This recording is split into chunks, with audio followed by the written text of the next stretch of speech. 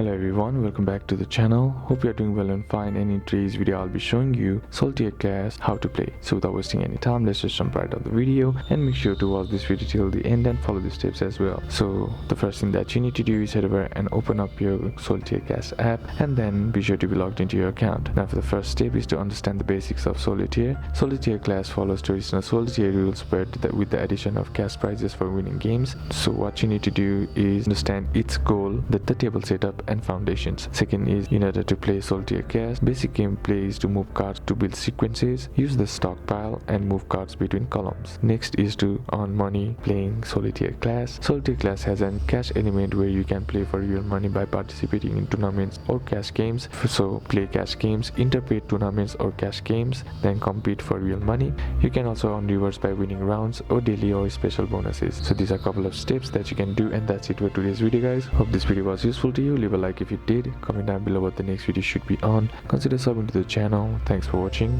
bye bye.